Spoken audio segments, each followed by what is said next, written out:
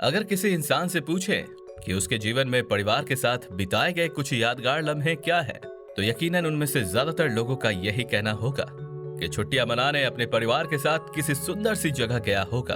और अगर मैं आपसे पूछूं कि आपको अगली छुट्टियों में अपने परिवार के साथ कहां घूमने जाना है, तो 90% लोग कोई ना कोई खूबसूरत सा आइलैंड का नाम लेंगे, जिसमें अंडमान और मालदीव्स तो उनकी पहली पसंद होगी।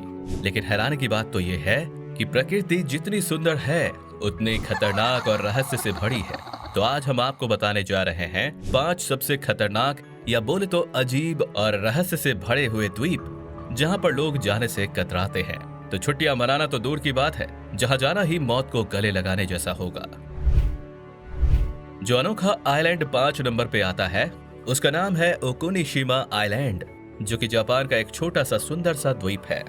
इसे लोग खरगोशों का द्वीप यानी रैबिट आइलैंड भी कहते हैं। यहाँ सैकड़ों खरगोशों के कई झुंड दिखाई पड़ते हैं। देसी और विदेशी पर्यटक ओकुशिमा में आकर खरगोशों के साथ उछल कूद करते लुफ्त उठाते दिखते हैं। एग्जैक्ट लोकेशन की बात करें तो यह आइलैंड पूर्वी सागर के पास है। इस द्वीप से जुड़ा एक तथ्य ये भी है कि वर्ल्ड वॉर 2 के दौरान जापान की सेना ने इस आइलैंड पर गोपनीय रूप से 6000 टन से ज्यादा जहरीले गैस बनाई थी, जिसे आज वहां की सरकार ने इसे मनोरंजन केंद्र बना दिया। हालांकि इस आइलैंड में खरगोश कहां से आए हैं ये किसी को मालूम नहीं है। ऐसा कहा जाता है कि सेना से जुड़े लोग जो जहरीले गैस के हथियार बनाते थे वो खरगोशों को पालने के लिए लाए थे। लेकिन कुछ लोगों का ये भी कहना है कि उपयोग होने के बाद आइलैंड से लोगों को हटा दिया गया था, जिसके बाद जहरीली गैस के प्रभाव की जांच करने के लिए यहाँ खरगोश छोड़ दिए गए थे, जिनकी आज अलग अलग कॉलोनी बन गई है और अब ये हजारों की संख्या में है। इस छोटे से आइलैंड तक पहुंचने के लिए बोट्स चलती हैं। अगर आप हॉन्टेड जगह देखने के शौकीन हैं, तो ये जगह बिल्कुल आपके लिए है। जी हाँ, हम बात कर रहे हैं मैक्सिको का डॉल आइलैंड, जिसने अपनी जगह टॉप 4 पे बनाई है। एक जमाने में ये बेहद खूबसूरत जगह हुआ करती थी, लेकिन आज यहाँ पर गुड़ियों का डेरा है, या बोला जाए डरावनी गुड़ियों का। मैक्सिको सिटी के दक्षिण में जोचिमिको कैनाल में छोटा सा द्वीप है। 2001 के बाद ये एकदम से चर्चा में आ गया। इस द्वीप को आइला डे लास मोनिकास कहा जाता है। भले ही ये आइलैंड टूरिस्टों के बीच आकर्षण का केंद्र बना हुआ है, लेकिन दोस्तों बिना गाइड के यहाँ घूम पाना नामुमकिन है। हालांकि सरकारी दस्तावेजों में इसे हॉन्टेड करार नहीं दिया गया है, लेकिन यहाँ के लोगों का कहना है कि पेड़ों पर लटकी दर्जनों गुड़ियां आपस में बातें करती हैं। उनके मुताबिक इन गुड़ियों में प्रेतात्मा का वास है। वे इशारों में लोगों को अपनी ओर आकर्षित करती हैं। कुछ का तो कहना है कि उनकी आंखों की पुतलियां तक घूमती हैं। ऐसी रोंगटे खड़े कर देने वाली कहानियां बहुत प्रचलित हैं यहाँ। आपको बता दें कि ये आइलैंड हमेशा से ऐसा नहीं था। करीबन 1.5 दशक पहले ये साधारण सा टापू हुआ करता था। इसके पीछे की कहानी भी काफी दिलचस्प है।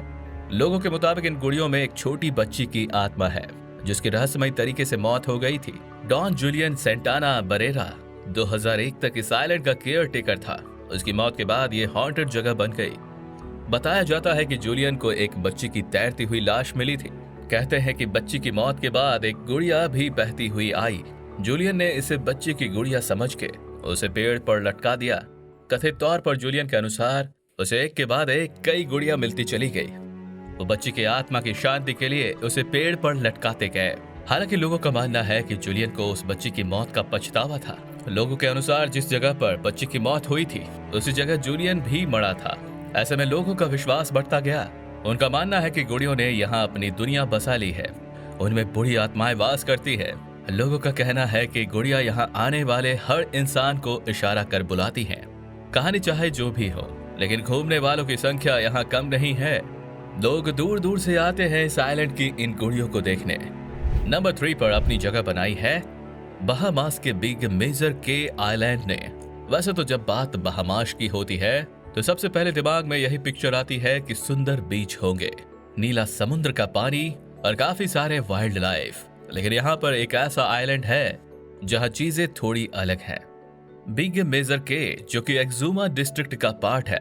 हैरानी की बात तो ये है कि यहाँ पर अभी भी कोई इंसान नहीं रहता है, लेकिन यहाँ जिस चीज की आबादी है या बोले तो जनसंख्या है, वो है 60 जंगली सुअर की। यहाँ 50 से 60 जंगली सुअर पाए जाते हैं, जो कि पानी में तैरते दिखते हैं या समुद्र तट के किनारे चलते और खेलते दिखते हैं, जिसकी वजह से ये टूरिस्टों को काफी आकर्षित करते हैं। यहाँ इंसान ना होकर सुअर है, ये कहानी तो किसी के समझ में नहीं आई कि आखिर ये सुअर यहाँ तक पहुंचे कैसे। अब यहाँ के लोगों के अलग अलग दावे हैं। कुछ का कहना है कि एक समय में 2 सेलर दूसरे आइलैंड पर जा रहे थे। इस आइलैंड में खाना ना होने की वजह से उन्होंने यहाँ पर 2 सुअर छोड़ दिए, जो कि वापस लौटते हुए उनका भोजन बनाना चाहते थे। लेकिन वो दोनों सेलर कभी वापस नहीं लौटे, जिसके चलते यहाँ पर आज 50 से 60 की संख्या में जंगली सुअर पाए जाते हैं। कुछ का तो ये भी कहना है कि सुअर एक जहाज के मलबे से बचे थे और तैरने में कामयाब रहे। कहानियां तो बहुत हैं, उनमें से एक कहानी ये भी है कि टूरिस्टों को आकर्षित करने के लिए बहामास की सरकार ने ही यह तरकीब निकाली ताकि ज्यादा से ज्यादा टूरिस्ट इन्हें देखने आए।